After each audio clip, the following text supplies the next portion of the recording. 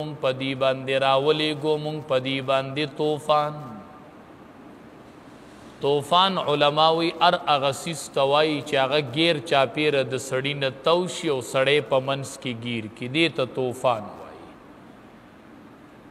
نو بعضې روایاتو کې راځي چې د طوفان نه مراد مرګ دی، د طوفان نه مراد یا موت دی چې ډېر مرګ پې راغی د هر طرفه پکې الله په مخه باندې به خلق وجو. او بعضې روایاتو کې راځي چې مراد د طوفان نه طاعون مرض و، په دې باندې الله طاعون مرض راوست. او بعضې روایاتو کې راځي چې نه د طوفان نه مراد هغه ننکی نه بیماري، د ننکو هغه بیماري پې الله راوستله. خو مشهور دا د علما وایي چې د طوفان نه مراد د اوبو طوفان پې الله راوست چې هر کله دی په کفر باندې مضبوط ودرېدل نو رب العالمین پې الله قحط سالی پې اول راوستله، نقص من الثمرات د میوو کمی پې راغې. د دې نه مخکې ورته موسی علیه السلام معجزې م ښودلې وې ید بیضوا امسا خو دی ایمان نه راوړ. نو علما وایي الله تبارک و تعالی په دې باندې د اسمان نه ډېر باران راوستو چې د فرعونیان نو قبطیان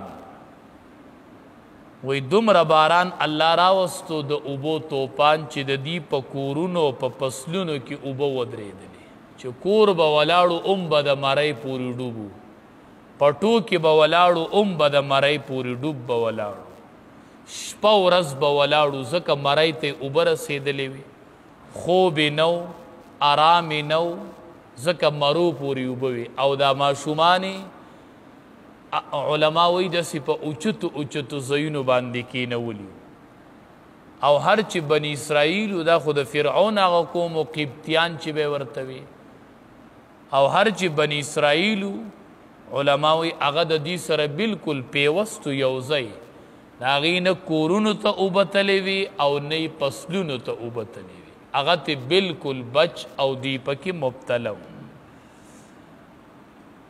علما وی دا طوفان چې په دې باندې دا یوه هفته و، د یوم السبت نه شروع شوی و، د یو خالی نه شروع شوی و، د بل خالی پورې یوه هفته مسلسل د اوبو دا طوفان په دې باندې جاری و. یوه هفته دې باندې دا طوفان جاری و، مالونه هلاک شول. نو دی رالل موسی علیه السلام ته وی مونږ تا سره لوس کوو چې ته د الله نه دعا وکړه چې الله زمونږ نه د عذاب پورته کړي مونږ به ایمان رو. موسی علیه السلام دعا وکړله، الله ته نه طوفان ختم کو. علما وی هوا راله او ځمکه وچه کړسه شول او وی دې ځمکې داسې ګیاګانې او فصلونه وکړل چې په زندګۍ کې چېرته داسې فصل نه وکړ، داسې تر تازه فصلونه ورته الله راوخېجول چې دی خپله وي مونږ نه و لیدلي چېرته. نو بیا یې سرکشي وکړله، د هغې نه پس بیا نافرماني شو، ویل چې مونږ خو ایمان نه راوړو. نو رب العالمین په دې باندې څلورم عذاب راوستو، دا دریم عذاب و. څلورم عذاب پې الله راوست والجراد او ملخان. ملخان پې رالل، داسې ملخانو چې فصلونه او میوې به یې وله خوړلې. او په بعضې روایاتو کې راځي چې دا ملخان چې وو د دې د کورونو دا دروازې چې د لرګي نه جوړې وي هغه یې ورلم وخوړلې او د لرګو هغه چتونه چې دي هغه ولم هغې ملخانو خوړل او کپړې او د کور سامانونه به یې ورلم خوړل دې ملخانو. او دا عذاب چې و دا هم په قبطیانو باندې مسلط و. هر چې بني اسرائیلو د موسی علیه السلام منون کی هغه تېنه بلکل محفوظ. نو دوی بیا ویرېدل چې دا څه قسم عذاب راغی، د ورونو دروازې راله خوري، کورونو سامانونه یې خوړل. بیا یې د موسی علیه السلام سره لوظ وکړو، دعا وکړه چې الله د عذاب پورته کړي. مونږ به ایمان رو. موسی علیه السلام دعا وکړله او بار ته راووتو. علما وایي چې په خپله امسا سره به یې داسې اشاره وکړله موسی علیه السلام نو دا مولخان ټول مشرق او مغرب ته لاړل. موسی علیه السلام به اشاره کوله په امسا او مولخان به تلل مشرق او مغرب ته لاړل. دی بالکل مطمئن شول مولخان ختم شول نو بیا یې سرکشي وکړله. نو چې سرکشي وکړله الله پې پنځم عذاب راوست والقمل او سپږې الله پې سپږې مسلط کړلې. علما وایي قمل چې دی دا هغې سپږو ته وایي چې د بدن په دې ویښتو کې وشي او هغه چیچل کوي نو دغې ته وایي. او هغې سپږو ته هم وایي چې کم په غله کې وشي لکه مونږ او تاسو ورته سپږی وایو نو هغې ته هم وایي چې د غله کې وشي او د دې غلې نه دا مغز خوري هغې ته سپږی وایي. او وایي دارنګې دا هغې ته هم شامل دی لکه په څاروو پورې چې وشي لکه مونږ او تاسو ورته کوني وایو نو ام سپږي ام سپږی ام کوني. علما وایي دا ټول قسمه عذابونه تېنه ټول قسمه تې د سپږو مراد شو. علما وایي ورږې ته هم مراد دي ورږې پکې هم وشولې نو دې بیا نه منله نو شپږم قسم عذاب پې راغی. والضفادع چندخان پې رب العالمین مسلط کړله. دا چندخان څنګه علما وایي په کورونو کې او په لوښو کې او په اوبو کې چې کوم څیز له به تلل نو په هغې کې به سینځخ پروت و.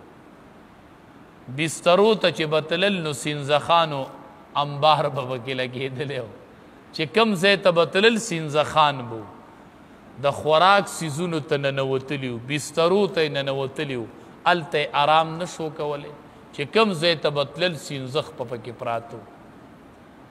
والدم بیا پې رب العالمین اوم نمبر عذاب راوستو. والدم وینه چې د قبطیانو به کله اوبه څکلې فرعونیانو نو هغې کې به وینه وه مخې ته راتلله او چې بني اسرائیلو به څکلې نو صفا به وي او چې دی به څکلې نو هغې کې به وینه وه. وایي دی به لوښی راواغست بني اسرائیلو چې څکلې به یې تکې سپینې صفا اوبه به وي چې قبطیانو به ترې واغستلې نو وینه به پکې راغله په لوښو کې به یې وینه راوتله. نو داسې قسمه عذابونه پې مسلط شول چې هر شي کې به ورته مخې ته وینه راوتله. علما وایي دا عذاب چې په دې مسلط و نو دا اوه ورځې اوه ورځې هر عذاب چې و دا اوه ورځې به و. د سینځخانو دا اوه ورځې د وینې دا اوه ورځې او د یو عذاب او د بل عذاب په منځ کې به یوه میاشت فاصله وه. اوه ورځې به یو عذاب وچلید بیا به یوه میاشت فاصله و یوه میاشت پس به بیا بل عذاب راغی. نو علما وایي اوه عذابونه دو او دوه د دې نه مخکې ذکر شوي وو یوه امسا او یو ید بیضا نو دا ټول نښه شول او دې ته 9 آیات بینات ویلی شي. په سوره بني اسرائیل کې شته دی 9 آیات بینات نښه نشانې واضحه. علما وایي دا تېنه مراد وي. نو دا عذابونه پې الله راوستل آیات مفصلات.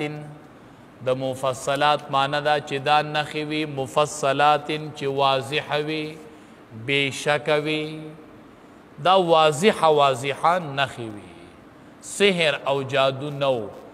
یا د مفصلات معنی دا ده چې دا نښې جدا وي په زمانه کې یعنی یوه نښه په یوه زمانه کې وه او بله په بله کې وه ځکه چې د هر عذاب او د نښې په مابین کې به یوه میاشت فاصله وه. او په بعضې کې روایاتو کې راځي چې دا 9 آیاتو نښه نشاناتو فی 9 سنین په نښه کلونو کې نښه نشانې د عذاب او په نښه کلونو کې رب العالمین دا آیاتونه دا عذابونه په بني اسرائیلو باندې مسلط کړي په دې وجه چې د وخت د نبی خبره یې نه وه منلې. او پرون چې ما کوم دعا خودلې و د سفر هغې کې ما نه یو ټکی هېر شوی و بسم الله توکلت علی الله صرف دا توکلت علی الله پسې دی بسم الله توکلت علی الله لا حول ولا قوة الا بالله لا ملجأ ولا منجأ من الله الا الیه دا یو ټکی پکې پاتې شوی و توکلت علی الله فرمایي وقالوا مهما تأتنا ویل فرعونیانو اے موسیٰ علیہ السلام مهما تأتنا به هر سچ تروڑی مونگتا آغا من آیتن سموجزا لتسحرنا د پارد دی چت جادو کی پمونگ باندی بیہا پاغی سرا نو فما نحنو لکا بمؤمنین نیو مونگا پتا ایمان روڑن کی فارسلنا نو پس راولیگو مونگا علیہم پدیبان الطوفان طوفان والجراد و ملخان والقمل و سپگی